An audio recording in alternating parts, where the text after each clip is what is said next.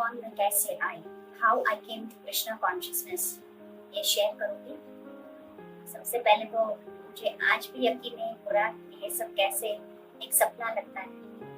हम लोग अहमदाबाद से बड़ौदा शिफ्ट हुए, मेरे हस्बैंड का जॉब यहाँ पे लगा, तो भगवान की कृपा से हम लोगों को मंदिर के पीछे ही एक भाड़े पे घर मिल गया। तो वो मुझे लगता है सबसे पहला जो काम भगवान ने किया हमारे लिए।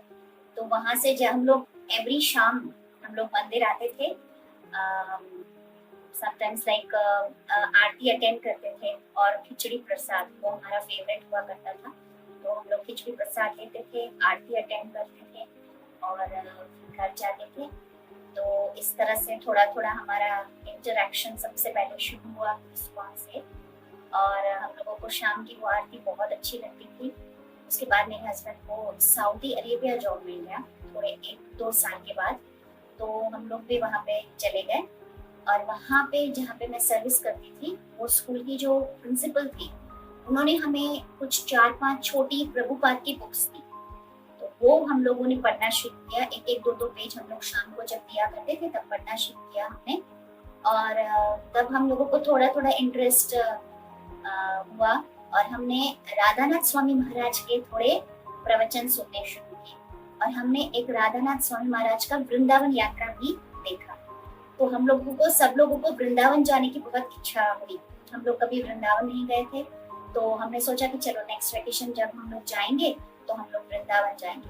और भगवान की कृपा से हम लोग फिर नेक्स्ट वेकेशन जब यहाँ आए तो हम लोग वृंदावन गए। तो वृंदावन गए तो हम लोगों को बहुत बहुत अच्छा लगा वहाँ पे। और वहाँ पे बहुत अच्छे प्रभु जी हम लोगों को मिले, सुंदर प्रभु जी। और मुझे लगता है उन्होंने भी शायद बहुत सच्चे दिल से प्रार्थना की राधा रानी को कि हम सब लोगों को भक्ति दें। क्योंकि वहां से जब हम वापस आए तो हम लोगों को कुछ अच्छा ही नहीं लग रहा था, ऐसा लग रहा था कि वापस वृंदावन चले जाए। और फिर हम लोग धीरे धीरे और प्रवचन वगैरह देखने लगे। एक दिन मेरे प्रभु जी देख रहे थे ऐसे ही कुछ, हम लोग सब सोए हुए थे रात को, तो उन्होंने मायापुर टीवी पे मेरे गुरु महाराज का प्रवचन सुना और वो इतने इम्प्रेस हो गए, इतने खुश हो गए। इस सुबह में जब हम लोग उठे तो हम लोग को बोला नहीं नहीं आपको ये सुनना ही है, बहुत अच्छा है। और फिर हम लोगों ने वो प्रवचन सुना, हम लोगों को भी बहुत अच्छा लगा। हम लोग इतने खुश हुए उस दिन, इतने खुश हुए कि हमने सोचा कि अब हम लोग रेगुलरली ये इनके प्रवचन सुनेंगे। और फिर हम लोगों ने थोड़े थोड़े रेगुलरली प्रवचन सुनना उनके शुरू किया। और 1 वीक के बाद मेरे प्रभु जी ने मुझे एक ईमेल दिखाया। उसमें उन्होंने ऑलरेडी मेरे गुरु महाराज को सरेंडर कर दिया था और वहां से जवाब भी आ गया था उनका। उन्होंने हाँ भी बोल दिया था। So he was going to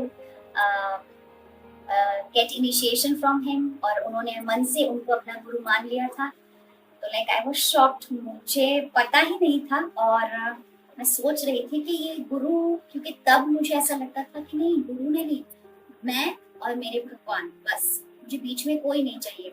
क्योंकि गुरु का मुझे थोड़ा ऐसा लगता था कि आजकल सारे गुरु ढोंगी हैं और पाखंडी हैं, और इसलिए मुझे गुरु पे विश्वास नहीं था तब।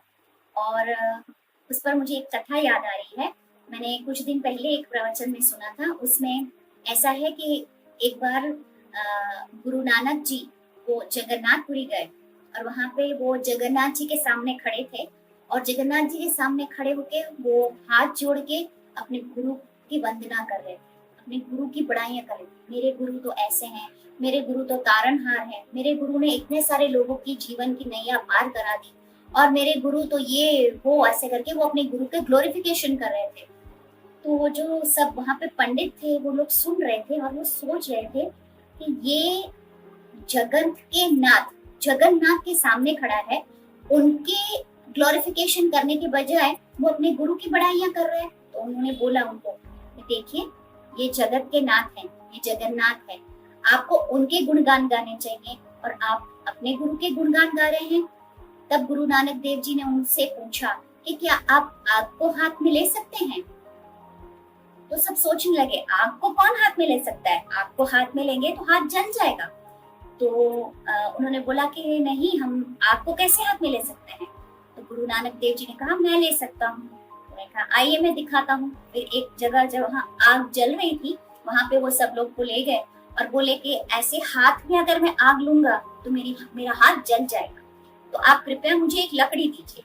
तो कहीं से वो लोग एक लकड़ी लेके आए और गुरु नानक देव जी ने वो लकड़ी जला के अपने हाथ में दी। देखा है ना आग मेरे हाथ में। बोला हाँ, हाथ में आग भी है और हाथ भी नहीं जल रहा। इसे गुरु नानक देव जी ने बताया उनको कि देखिए जो भगवान है वो आग के समान है। तो अगर हम डायरेक्टली उनको पूछने जाएंगे, डायरेक्टली उनको अपने हाथ में लेने जाएंगे तो वो नहीं हो सकेगा। लेकिन ये जो लकड़ी है वो गुरु के समान है। अगर मेरे और भगवान के बीच में गुरु होंगे तो मैं जरूर भगवान को पा सकूंगा। तो ऐसे थोड़े थोड़े प्रवचन सुन सुन के मुझे भी ये समझ में आया कि गुरु बिना तो कुछ भी नहीं हो सकेगा, गुरु तो चाहिए। जीवन में गुरु के बिना अंधकार ही अंधकार है। तो उसके बाद हम लोग फिर मायापुर यात्रा गए। मेरे गुरु महाराज सब अपने जो हैं डिवोटीज उन लोग को लेके जाते हैं मायापुर। तो हम लोग उस साल मायापुर यात्रा पे गए। हम लोग उनसे पहली बार मिले और हम लोग लाइक वो एक्सपीरियंस मैं आपको नहीं बता पाऊंगी। It was out of the world. इतना सुंदर एक्सपीरियंस मेरे जिंदगी में मैंने ऐसा एक्सपीरियंस नहीं किया है। ऐसा वो एक्सपीरियंस था। और फिर वहां पे मैंने भी मेरे गुरु महाराज को मैंने भी उनको गुरु स्वीकार कर लिया और मैंने भी वहां पे उनको सरेंडर कर दिया और मेरे गुरु महाराज ने मुझे भी एक्सेप्ट किया। और फिर 1-2 साल के बाद हम लोगों को गुरु माँ का फोन आया कि क्या आप लोग गोवर्धन आ सकेंगे कार्तिक में, क्योंकि गुरु महाराज आपको इनिशिएशन देना चाहते हैं। तो हम लोग इतने खुश हो गए, हमने बोला हाँ हम लोग आएंगे। और हम लोग फिर कार्तिक में मेरे गुरु महाराज गोवर्धन रहते हैं 1 महीना, तो हम लोग फिर गोवर्धन गए और वहीं पे गोवर्धन जी की कृपा से उनके सानिध्य में, उनके चरणों में मेरे गुरु महाराज ने हम लोगों के ऊपर बहुत कृपा की और हम दोनों को इनिशिएशन दिया, हमारी दीक्षा हुई और हमारा ये जो भक्ति का जो सफर है वो शुरू हुआ। जिसे बोलेंगे ना, पहले तो हम लोग कर ही रहे थे लेकिन उस पर मोहर मेरे गुरु महाराज ने लगा दी। और जिसे कहते हैं ना, मैं कैसे उनका ये ऋण चुका पाऊंगी मुझे नहीं पता। उन्होंने इतनी कृपा करी है मुझ पे। एक गुजराती भजन है जो मेरा फेवरेट भजन, उसमें जो भक्त है वो भी यही कह रहा है कि मेरी अगर चमड़ी में उधेल ली जाए सारी की सारी और उसमें से मोजड़ी बना के मैं अपने गुरु को पहनाऊं तो भी मैं उनका ये ऋण जो है वो कभी भी चुका नहीं, इस जन्म में तो क्या कोई जन्म में भी चुका नहीं पाऊंगा। तो ऐसा ही कुछ भाव है मेरा भी। तो मैं प्रार्थना करूंगी आप सबसे कि हमेशा मैं आप लोगों की सेवा, गुरु की सेवा, सब वैष्णवों की सेवा और कृष्ण और गुरु गौरांग और प्रभुपाद की सेवा हमेशा करती रहूं। आप प्लीज मेरे लिए प्रे करना और मुझे आशीर्वाद देना। हरे Krishna. Thanks for watching this video and please do subscribe to our channel and press the bell icon for getting new updates. Thank you.